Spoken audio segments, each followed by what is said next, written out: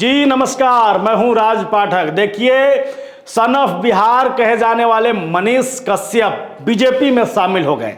BJP में शामिल होते ही उन्होंने कहा कि मेरी मां प्रधानमंत्री मोदी की बहुत बड़ी फैन थी, इसलिए उन्होंने कहा कि बीजेपी में शामिल हो जाओ और मोदी जी को मैं जो है मनीष कश्यप को सौंप रही हूं, इसलिए मेरा रुझान बीजेपी के तरफ हो गया। मनीष कश्यप ये कहने लगे कि हमारी जो नाराजगी या लड़ाई रही है वो बिहार में सुशासन की सरकार से नहीं रही है, हमारी लड़ाई रही है लालू प्रसाद के परिवार से।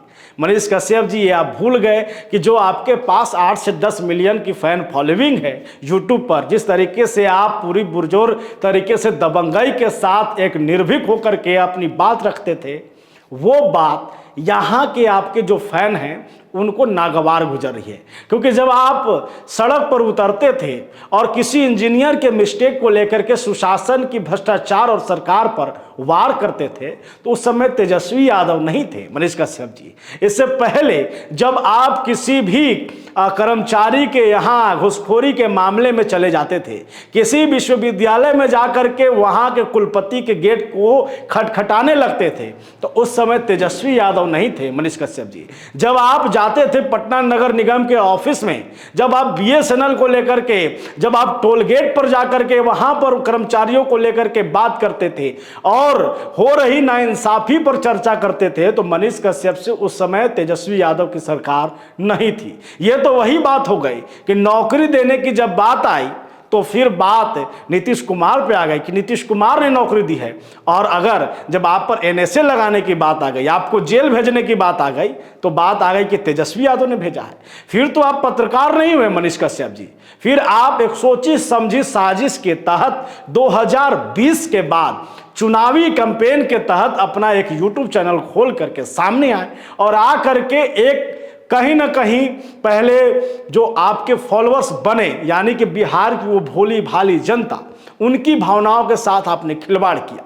पहले आपने तो कई सपने संजोए, कई बड़े बड़े एक्टर, कई बड़े बड़े क्रिकेटरों को एक साथ जोड़ा, आईएएस आईपीएस को जोड़ने लगे कि हम एक ऐसा बिहार बनाएंगे, हमारे इस कैंपेन में आप सभी शामिल होइए। उसके बाद आप कहां चले गए? आप वहीं चले गए जो इतने सालों से बिहार की जनता देखते आ रही है।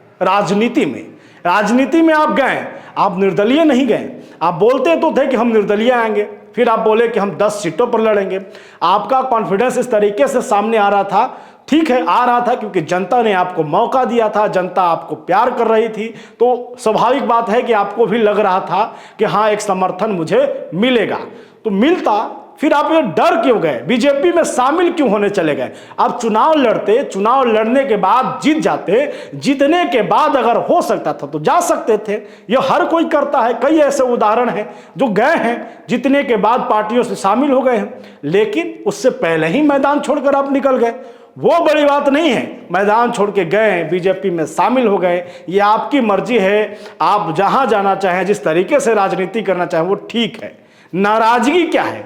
नाराजगी बिहार की जनता को यह है कि आप तो आए थे कि हम एक सपनों का बिहार बनाएंगे, एक विकसित बिहार बनाएंगे, और आप उसी बिहार को फिर से उसी तरीके से नीचे नाले में डाल करके आप आगे बढ़ गए।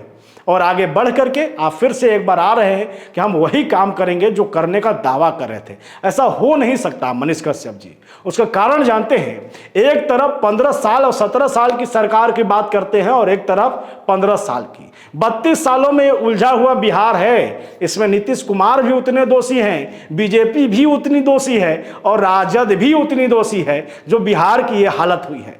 आप ये नहीं कह सकते हैं कि 15 साल के लालू राज के शासन में ही बिहार बदनाम हुआ, उसके बाद तो प्रगति पे है। उसका कारण जानते हैं, कई है। आप समझ लीजिए कि कई कारण क्यों है।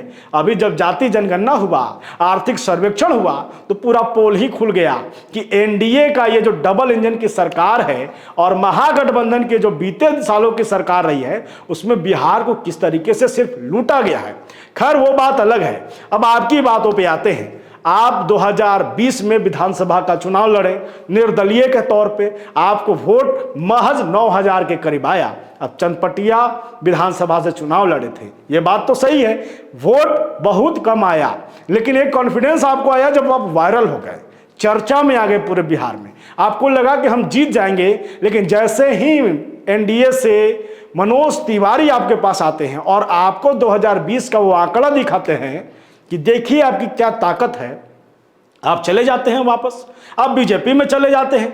पश्चिमी चंपारण से चुनाव लड़ना चाहते हैं आप, जहां से संजय जायसवाल हैं जो लगातार से वहां से चुनाव जीतते आ रहे हैं, बिहार में बीजेपी के प्रदेश अध्यक्ष रहे हैं, उनके खिलाफ आप लड़ने का ऐलान कर चुके हैं। ये तो सबको दिख रहा था कि बीजेपी के लिए ही आप मुसीबत बनते, उनके ही कैंडिडेट को हराते आप, और ऐसे में तुरंत मनोज तिवारी आते हैं और आप चले जाते हैं।